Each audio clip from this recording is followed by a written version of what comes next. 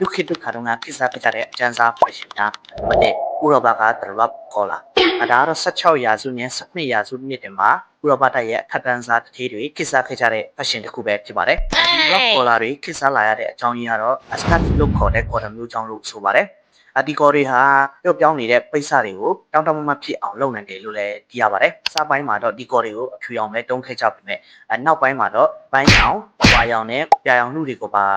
လဆင်ဖို့တုံးလာခဲ့ကြပါတယ်။ဒီကော်လာတွေကိုဝတ်ဆင်လိုက်တာနဲ့ automatic တစ်ထေးရုပ်ပေါက်တော့တယ်လို့လည်းပြောကြပါတယ်။ဒီလိုလည်း auto တစ်ထေးရုပ်ပေါက်ချင်တယ်တော့ဒီကော်လာကဝယ်ဝတ်ကြပါလို့ပြောချင်ပါတယ်။အစီတော့တိတ်မများပါဘူးခိုင်းပတ်ငွေနဲ့ဆိုရင်တော့1100လောက်ပဲရှိပါတယ်ဝယ်ပြီးတော့ပြီဆိုရင်လည်းတက်တက်ရှင်းရှင်းလေးထားဖို့တော့အကြံပေးချင်ပါတယ်အကြောင်းလဲဆိုတော့ဒီကွက်ခေါ်တာတစ်ခုကိုပုံကြအောင်လုပ်ဖို့နဲ့ကော်တင်ဖို့ဆိုတာအချိန်အများကြီးပေးရတယ်လို့ဆိုရလို့ပါပြင်းလာရေတောင်ထမတော့ဘူးကွာဆိုတဲ့လူတွေကတော့ဒီ post ကိုကြော်ထားလိုက်ပါလို့ပြောချင်ပါတယ်နံပါတ်1ဒီလိုလင်းလို့ခေါ်တဲ့တန်တော်အကောင်ဒီတစ်ခုကတော့1830နဲ့1840ဝန်းကျင်ကမြင်းမြင်းမွေးတင်နဲ့စတင်ပြုလုပ်ခဲ့တယ်လို့သိရပါတယ်မြင်းမြင်းမွေးတင်နဲ့ပြုလုပ်ရတာအားမရလို့ဆိုပြီးတာမဏိကွင်းနေနဲ့ပါအာရပါရပြုလုပ်ခဲ့ကြပါတယ်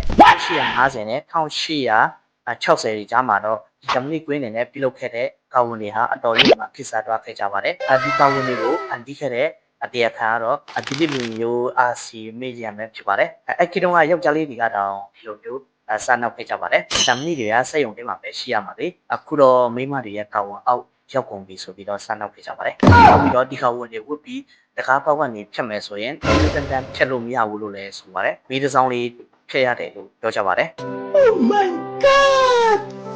Wow! ဒါတော့ကျွန်တော်မိုးဖို့တော့မကြည့်ပါဘူး။ဟုတ်လားမဟုတ်လားသိချင်တော့ကိုယ်တိုင်တော့ဝယ်ဝတ်ကြည့်ကြပါလို့ပြောချင်ပါတယ်။ပြီးတော့အန်ဒီရလည်းနည်းနည်းလေးရှိတယ်လို့သိရပါတယ်။အန်ဒီရလည်းဆိုတော့လီတက်ရင်လီထဲလွင့်သွားနိုင်တယ်လို့ဒီခုနကတွားရင်လည်းပြီးဆွဲဖို့ခွင့်ရေးရတယ်လို့ပြောကြပါတယ်ဒီလိုရဲ့ကောင်မလေးတွေကကာဝန်ကကားလေးတွေမှကုချင်တာပါလို့ပြောလာရင်အဓိကဝန်တွေကိုဝယ်ပေးလိုက်ကြပါလို့ကြံပေးချင်ပါတယ်နံပါတ်3ဂျပန်ကသွားမယ်အခုခေတ်မှာလူတွေကသွားကူလေးတွေရဖို့ပတ်စံကုန်ခံပြီး whitening လုပ်နေကြပေမဲ့ခုရှိကဂျပန်မှာတော့သွားမဲလေးဆွဲဆောင်မှုရှိလေဆိုပြီးခစားခဲ့ကြပါတယ်။ဘာလို့ဘာကြောင့်မဲအောင်လုပ်နေရတာလဲဆိုရင်သွားမဲတဲ့လူကအိမ်အောင်ရှိပြီးသားလူဆိုပြီး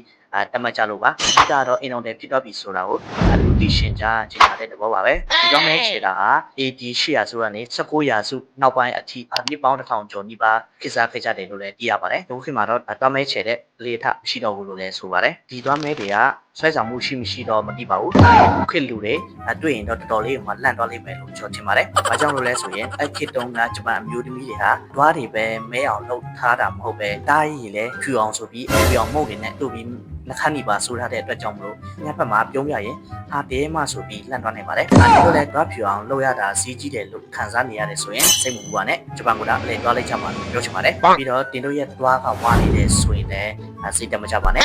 တွားတွေဝါနေတာဟာအဲ့ခေတ်တုန်းကတင်ဟာဂျပန်လူမျိုးဖြစ်ခဲ့တယ်လို့ပဲမှတ်ယူလိုက်ကြပါလို့ကြံပေးချင်ပါတယ်။အားလုံးကိုကျေးဇူးများတင်ပါတယ်။ဒီနေ့ဗီဒီယိုလေးကတော့ဒီလောက်ပါပဲအားလုံးပဲကြိုက်တက်လိမ့်မယ်လို့ကျွန်တော်ထင်ပါတယ်ဒီလိုမျိုးဗီဒီယိုတွေကြည့်ရဖို့ကျွန်တော်ရဲ့ channel လေးကိုလည်း like and subscribe နေခဲ့ဖို့ကျွန်တော်ပြောချင်ပါတယ် Facebook ကနေကြည့်နေတယ်ဆိုရင်လည်းကျွန်တော်ရဲ့ Facebook follow လုပ်ထားဖို့ကျွန်တော်ပြောချင်ပါတယ်နောက်ဗီဒီယိုမှာကျွန်တော်တို့ပြန်တွေ့ပါမယ်အားလုံးပဲ bye bye ပါ